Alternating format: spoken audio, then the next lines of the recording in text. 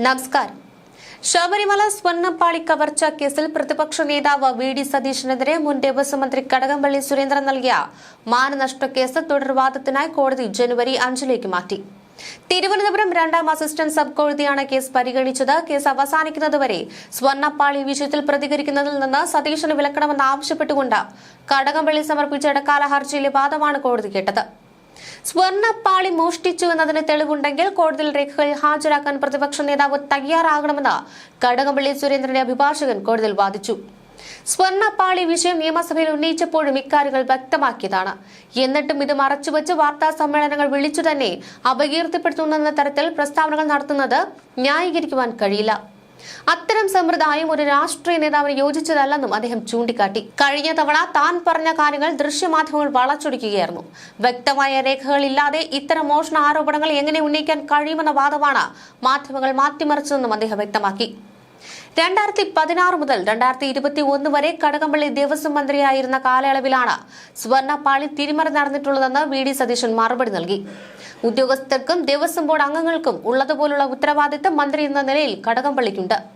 അന്നത്തെ ദേവസ്വം ബോർഡ് പ്രസിഡന്റും കേസിൽ അറസ്റ്റിലായ പ്രതിയുമായ പത്മകുമാർ പറഞ്ഞത് ദേവസ്വം മന്ത്രിയുടെ ഓഫീസിൽ നിന്നുള്ള നിർദ്ദേശത്തെ തുടർന്നാണ് ഉണ്ണികൃഷ്ണൻ പോറ്റിയുടെ അപേക്ഷ പരിഗണിച്ചതെന്നാണ്.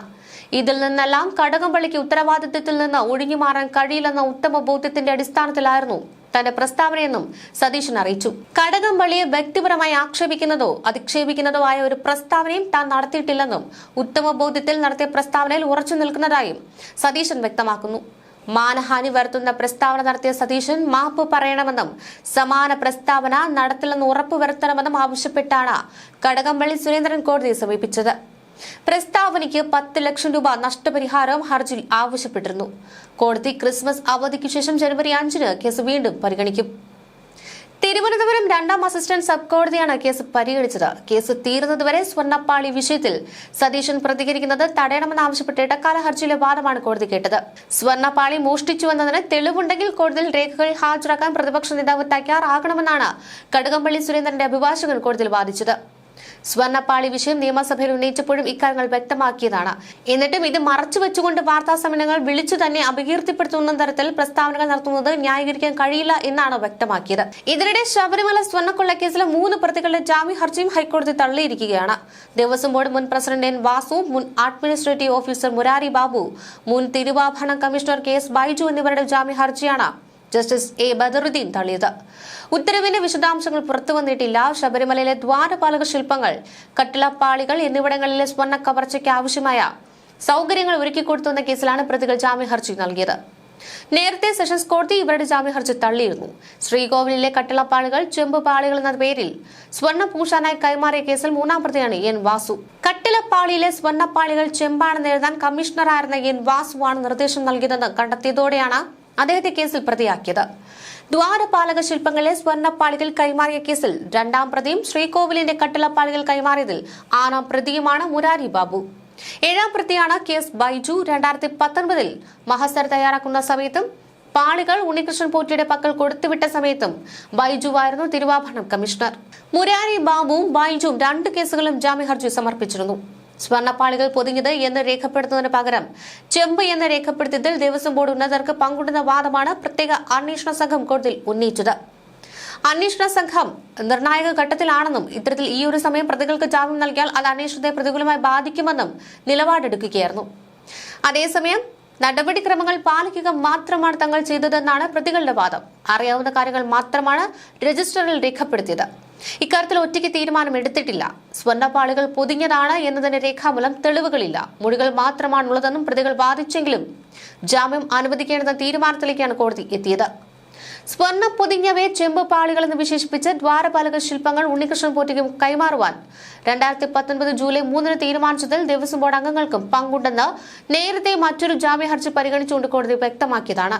ബോർഡ് തീരുമാനത്തിൽ ബന്ധപ്പെട്ട മഹസറിലും പാളികൾ ചെമ്പ് പൂശിയതെന്ന് രേഖപ്പെടുത്തിയാൽ സ്വർണ്ണ കവർച്ച ചെയ്യാമെന്നും വിറ്റ് പണമുണ്ടാക്കാമെന്നും പ്രതികൾക്ക് അറിയാമായിരുന്നുവെന്ന് വ്യക്തമാക്കിക്കൊണ്ട് മറ്റു 2 പ്രതികളായ മുൻ ദേവസ്വം സെക്രട്ടറി എസ്. ജയശ്രീ, മുൻ അഡ്മിനിസ്ട്രേറ്റീവ് ഓഫീസർ എസ്. ശ്രീകുമാർ എന്നിവരുടെ ജാമ്യ ഹർജി സമാന കോടതി തന്നെ തള്ളിയിരുന്നു.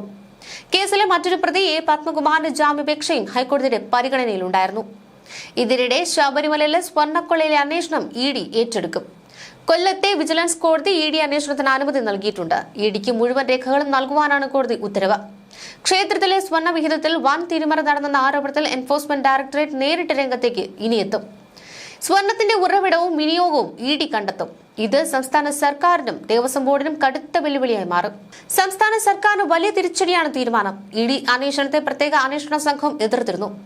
രാഷ്ട്രീയക്കാർക്ക് സ്വർണ്ണക്കടത്തുമായി ബന്ധമുണ്ടോ എന്നും കേന്ദ്രം ഏജൻസി പരിശോധിക്കുകയാണ്. ശബരിമലയിലെ സ്വർണ്ണ ഉരുപ്പടികളിൽ വൻതോതിൽ തിരിമറി നടന്നുവെന്ന ആരോപണത്തിലാകും പരിശോധന. ക്ഷേത്രത്തിൽ ഭക്തർ സമർപ്പിച്ച സ്വർണ്ണ ആഭരണങ്ങളും കാണിക്കയായി ലഭിച്ച സ്വർണ്ണ കട്ടികളും രേഖകളിൽ ഉള്ളതുപോലെ സ്റ്റോക്കിൽ ഇല്ലെന്ന പരാതിയിലാണ് നടപടി. സ്വർണം ഉരുക്കിയതിലും പുതിയ ആഭരണങ്ങൾ നിർമ്മിച്ചതിലും വൻതോതിൽ ക്രമക്കേട് നടന്നതായി പ്രാഥമിക നിഗമനമുണ്ട്. ഇതിലെ കള്ളപ്പണ ഇടപാടുകളാണ് ഇഡി പ്രധാനമായും പരിശോധിക്കുക. സ്വർണ്ണക്കടത്ത് കേസിലെ പ്രതികൾക്ക് ഈ ഇടപാടിൽ പങ്കുണ്ടോ എന്ന കാര്യം കേന്ദ്ര ഏജൻസി നിരീക്ഷിക്കും. കോടതി അനുമതി കിട്ടിയതോടെ ദേവസ്വം ബോർഡിലെ ഉന്നത ഉദ്യോഗസ്ഥരിൽ നിന്നും സ്വർണം കൈകാര്യം ചെയ്ത ജീവനക്കാരിൽ നിന്നും ഇഡി വിവരങ്ങൾ തേടും. പോലീസ് നടത്തിയ അന്വേഷണത്തിൽ തൃപ്തികരമായ കണ്ടെത്തലുകൾ ഉണ്ടായില്ല എന്ന ആക്ഷേപങ്ങൾക്കിടയിലാണ് ഇഡി എത്തുന്നത്. ഇഡിക്ക് രേഖകൾ കൈമാറുന്നത് അന്വേഷണത്തെ ബാധിക്കുമെന്നതായിരുന്നു പ്രത്യേക അന്വേഷണ സംഘത്തിന്റെ നിലപാട്. കോടതി ഇക്കാര്യം അറിയിക്കുകയും ചെയ്തു. ഈ വാദം തള്ളിയാണ് രേഖകൾ നൽകുവാനുള്ള ഉത്തരവ്. ശബരിമലയിൽ ഭക്തർ വഴിപാടായി സമർപ്പിച്ച കിലോ കണക്കിന് സ്വർണം ഉരുക്കിയതിലും പുതിയ ആഭരണങ്ങൾ നിർമ്മിച്ചതിലും വൻ അഴിമതി നടന്നുവെന്ന ആരോപണം ഏറെക്കാലമായി തന്നെ കേരളത്തിൽ പുകയുന്നുണ്ട്. സ്വർണത്തിന് പകരം ചെമ്പ് വെച്ചുവെന്നും ഉരുപ്പടികളുടെ തൂക്കത്തിൽ വൻ കുറവുണ്ടായെന്നുമുള്ള ഓഡിറ്റ് റിപ്പോർട്ടുകൾ ഭക്തജനങ്ങൾക്കിടയിൽ വലിയ പ്രതിഷേധമുണ്ടാക്കി. ഇഡി അന്വേഷണത്തിന് കോടതി അനുമതി നൽകിയതോടെ വർഷങ്ങളായി ദേവസ്വം ബോർഡ് പൂഴ്ത്തിവെച്ചിരുന്ന ഓഡിറ്റ് റിപ്പോർട്ടുകളും സ്വർണ്ണ കൈമാറ്റ രേഖകളും ഇനി കേന്ദ്ര ഏജൻസിയുടെ മേശപ്പുറത്തെത്തും. അന്വേഷണം തങ്ങൾ നടത്തിയാൽ മതി എന്ന പ്രത്യേക അന്വേഷണ സംഘത്തിന്റെ വാദം കോടതി തള്ളിയത് സർക്കാരിനും പോലീസിനും വലിയ തിരിച്ചടിയായി. സ്വർണം ഉരുക്കിയതിലൂടെ നടന്ന കള്ളപ്പണ ഇടപാടുകളും അന്താരാഷ്ട്ര തലത്തിലുള്ള സാമ്പത്തിക ബന്ധങ്ങളുമാണ് ഇഡി പ്രധാനമായും പരിശോധിക്കുക. കേരളത്തെ വിറപ്പിച്ച സ്വർണ്ണക്കടത്ത് കേസിലെ പ്രതികൾക്ക് ഈ ഇടപാടിൽ പങ്കുണ്ടോ എന്ന കാര്യം കേന്ദ്ര ഏജൻസി നിരീക്ഷിക്കുന്നു. ദേവസ്വം ബോർഡിലെ ഉന്നത ഉദ്യോഗസ്ഥരിൽ നിന്നും സ്വർണം കൈകാര്യം ചെയ്ത ജീവനക്കാരിൽ നിന്നും ഇഡി വിവരങ്ങൾ തേടും. സംസ്ഥാന പോലീസ് നടത്തിയ അന്വേഷണത്തിൽ തൃപ്തികരമായ കണ്ടെത്തലുകൾ ഉണ്ടായില്ല എന്ന ആക്ഷേപങ്ങൾക്കിടയിലാണ് ഇഡിയുടെ ഈ നിർണായക നീക്കം. ശബരിമല അയ്യപ്പന്റെ ആഭരണങ്ങളും സ്വർണവും വിശ്വാസികളെ സംബന്ധിച്ചിടത്തോളം അത്യന്തം പവിത്രമാണ്. രാജഭരണകാലം മുതൽ ഓരോ കാലഘട്ടത്തിലും ഭക്തർ സമർപ്പിച്ച അമൂല്യ നിധി ശേഖരങ്ങൾ. ഈ സ്വർണത്തിന് കൈവച്ചത് എന്നത് വിശ്വാസികളെ സംബന്ധിച്ചിടത്തോളം, കേരള ഹൈന്ദവ വിശ്വാസികളെ സംബന്ധിച്ചിടത്തോളം അങ്ങേറ്റം വൈകാരികമായ ഒരു വിഷയമാണ്. അന്വേഷണം ഇഡിയിലേക്ക് നീങ്ങുന്നതോടെ വർഷങ്ങളായി പുകഞ്ഞുകൊണ്ടിരുന്ന ശബരിമലയിലെ സ്വർണ്ണക്കൊള്ളയുടെ നിഗൂഢതകൾ ഓരോന്നായി പുറത്തു വരുമെന്നാണ് വിശ്വാസികൾ വിശ്വാസമർപ്പിക്കുന്നത്.